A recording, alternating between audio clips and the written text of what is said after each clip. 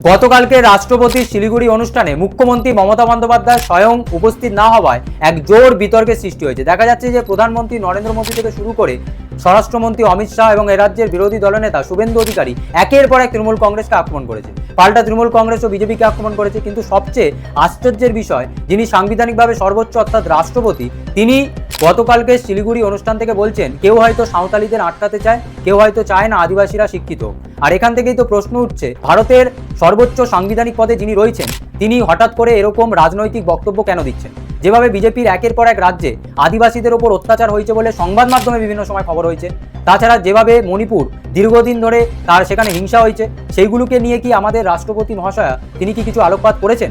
তাছাড়া এই রিপোর্টটি দেখুন, যেখানে বলা হচ্ছে যে 5 out of 6 multi dimensionally poor are from lower tribes and caste, যেটা প্রকাশ করেছে the global multi dimensional poor index United Nation development প্রোগ্রামের দ্বারা প্রকাশিত।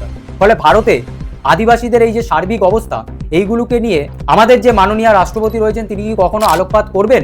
তাছাড়া তিনি ভারতের রাষ্ট্রপতি এবং তিনি আদিবাসী সম্প্রদায়েরও প্রতিনিধিত্ব করেন এবং এটা অত্যন্ত ভারতের মতো দেশে গর্বের বিষয়। কিন্তু বিজেপি তো কোনো ধোয়া তুলসী পাতা নয়, কিন্তু তাদের বিভিন্ন কার্যকলাপ নিয়ে তিনি কি কখনো আলোকপাত করেছেন? এই নিয়ে কিন্তু প্রশ্ন উঠবে। হতে পারে মুখ্যমন্ত্রী মমতা বন্দ্যোপাধ্যায় নির্বাচনের জন্যই ধর্ণা কর্মসূচি পরিচালনা করছেন, কিন্তু মাথায় রাখতে হবে তিনি কিন্তু সাধারণ মানুষের অধিকারগুলোকে সামনে রেখেই এই গোটা কর্মসূচি পরিচালনা করছেন, যেটা প্রত্যেকটা রাজনৈতিক দলের কর্তব্য। কারণ প্রত্যেকটা রাজনৈতিক দলকেই রাজনৈতিক সামাজিকরণে প্রধান ভূমিকা নিতে হয়। সেখানে দাঁড়িয়ে যে রাজনৈতিক দলই সাধারণ মানুষের অধিকারগুলোকে তুলে ধরবে, সেটা সিপিআইএম হোক, সেটা কংগ্রেস হোক, সেটা তৃণমূল কংগ্রেস হোক, সেটা সবসময় গ্রহণযোগ্য হওয়াই উচিত। তাছাড়া আমরা সবাই জানি যে রাজ্যে বিপুল সংখ্যক মানুষের ভোটাধিকার চলে গেছে, বিপুল সংখ্যক মানুষের নাম এখনো ঝুলে রয়েছে। সেখানে দাঁড়িয়ে রাজনৈতিক আনুষ্ঠানিকতা বেশি জরুরি নাকি সাধারণ মানুষের রাজনৈতিক অধিকার, যে অধিকার তাদেরকে সংবিধান দিয়েছে, সেটা বেশি জরুরি? এই নিয়ে কিন্তু প্রশ্ন উঠবেই। দেখুন, তাছাড়া মাননীয় রাষ্ট্রপতিকে স্বাগত জানানোর জন্য সরকারের রাজনৈতিক প্রতিনিধি হিসাবে মেয়র গৌতম দেব ছিলেন এবং অরাজনৈতিক প্রতিনিধি হিসাবে বিভিন্ন আমলারাও উপস্থিত ছিলেন। তাহলে কেন বারবার অসম্মানের কথাটা উল্লেখ করা হচ্ছে? এই নিয়ে কিন্তু প্রশ্ন উঠবে। বস্তুত গত পরশুদিন থেকে টানা মুখ্যমন্ত্রী মমতা বন্দ্যোপাধ্যায় ধর্নায় বসেছেন। সেখান থেকে নির্বাচন কমিশনকে একের পর এক আক্রমণও করেছেন। যে সমস্ত সাধারণ ভোটারদের নাম বাদ চলে গেছে তাদেরকেও তিনি মঞ্চে তুলে নিয়েছেন, এবং যা সত্যি গণতন্ত্রের জন্য অত্যন্ত ভালো বলেই মনে করা হচ্ছে। কারণ ভারত একটি গণতান্ত্রিক দেশ, সেখানে দাঁড়িয়ে একটিও ভোটারের নাম যদি বাদ যায় তাহলে সে তার প্রাপ্য রাজনৈতিক অধিকার হারাবে। অন্যদিকে রাজ্যে এখনও বহু সংখ্যক ভোটারের নাম বিচারাধীন রয়েছে।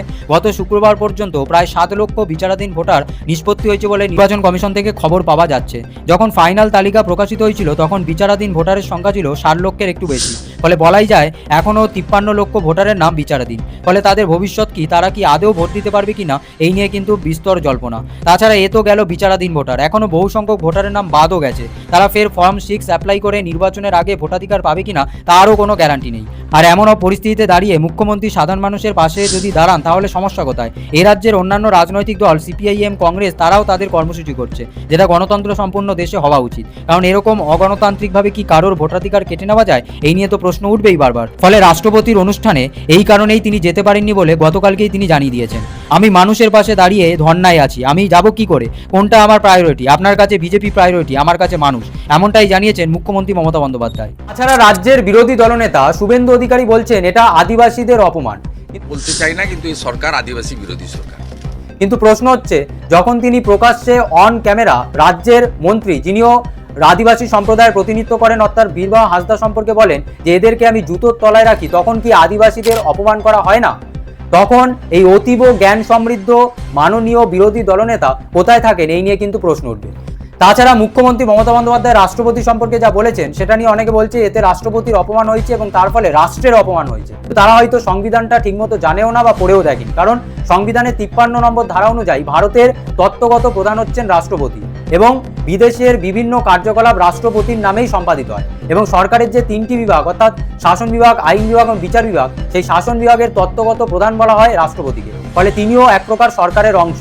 আর সংবিধান অনুসারে রাষ্ট্রের কখনো বিরোধিতা করা যায় না, কিন্তু সরকারের গঠনমূলক সমালোচনা বা আলোচনা অবশ্যই করা যায়। ফলে এই বিষয়ে দুটোকে না গুলিয়ে ফেলাই অত্যন্ত বুদ্ধিমানের কাজ হবে। আপনাদের কি মনে হয় এই বিষয়ে? অবশ্যই কমেন্টে জানান।